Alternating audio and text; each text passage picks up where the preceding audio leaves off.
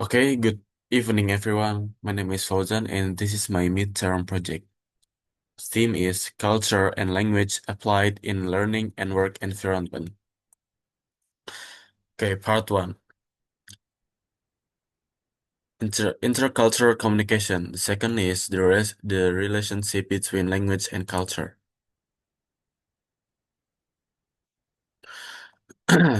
First one, intercultural communication. What is intercultural communication? The intercultural communication is modern, essential, and challenging. In the ever-growing, diversified, multicultural environments and organizations, human beings have to interact with people of different backgrounds to pursue and perform their personal, social, and professional lives and duties.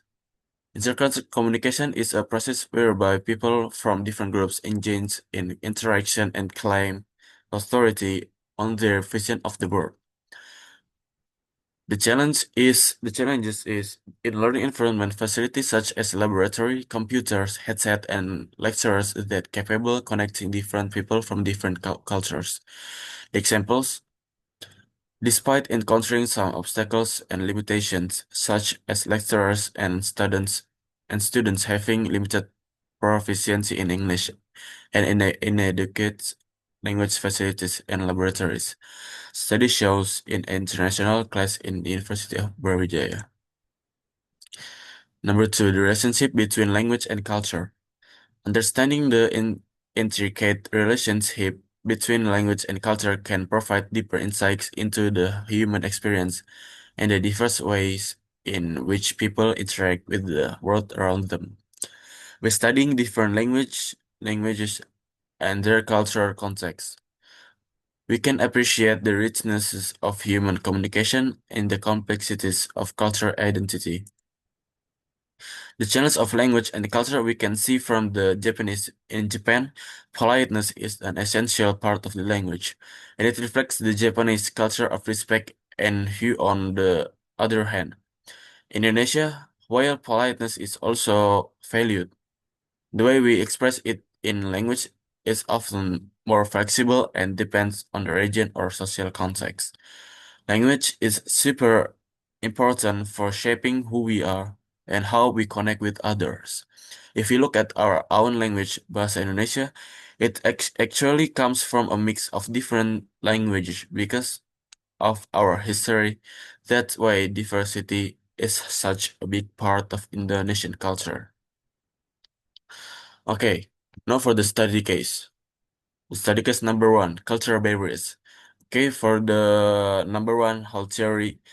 Japan and Indonesia use high contact from whole cultural dimension theory, where communication relies heavily on implicit messages, nonverbal cues, and shared understanding. While Germany use low context, which communication is explicit, direct, and clear. And the second one is information is spelled out, or like less reliance on shared background on or nonverbal cues. Okay, number two. Many Japanese have adopted dialogue style seminars to develop leaders who can create new business and solutions.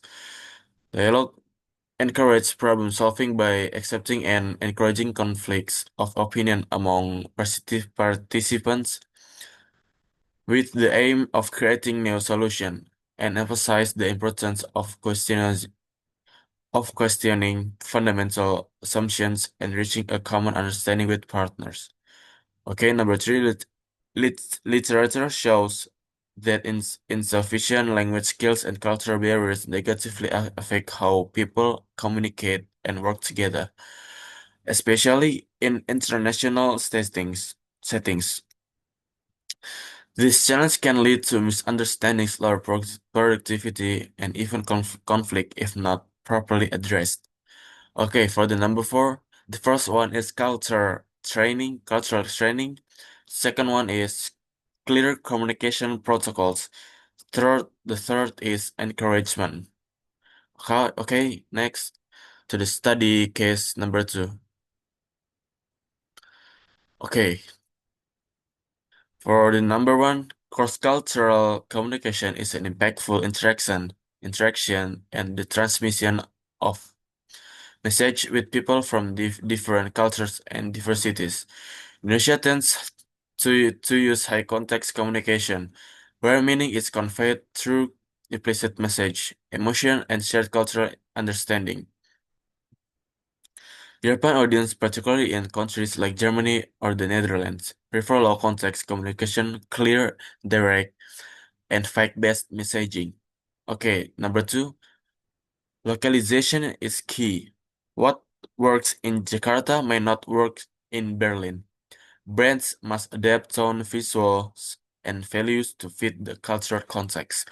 Balance emotion and logic. Asian markets may respond better to emotional depth, while European audience often prefer logical clarity and product-focused messaging. Okay, for number three, the campaign didn't align with the cognitive and emotional expectations of the European market.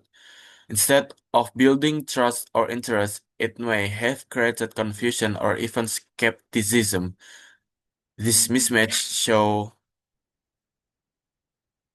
this mismatch show how universalizing local values without cultural adaptation can lead to communication breakdowns in global marketing. Okay, number four, a marketing strategy is to satisfy the interest of target customer groups. For the European, there are three ways to satisfy them. The first one is service quality, the second is market, and the third one is company performance. Okay, the last study case number three, nonverbal communication. Okay, this is for number one and two. Francesco explains that gestures and hand movements act as a universal language that goes beyond spoken words, but their meanings can differ greatly from one culture to another. This becomes a challenge in nonverbal communication, especially when comparing Asian and Western gestures, since many Asian cultures, including Arab societies, rely on high context communication. While countries like the United States prefer low context, more direct styles. Okay, now number three. Different cultures have different ways of communicating because of their geography and social customs. For example, in Western countries, strong eye contact show concentration, but in many Asian cultures, it can feel intimidating. This difference can can really affect how people understand each other and sometimes cause confusion. Okay, and number four, the first one is use frameworks like Hofstede's cultural dimension or Hall's context theory to guide your approach. Second, adapt communication style. And third is encourage feedback and clarification. Okay, just that from me. See you next time and thank you.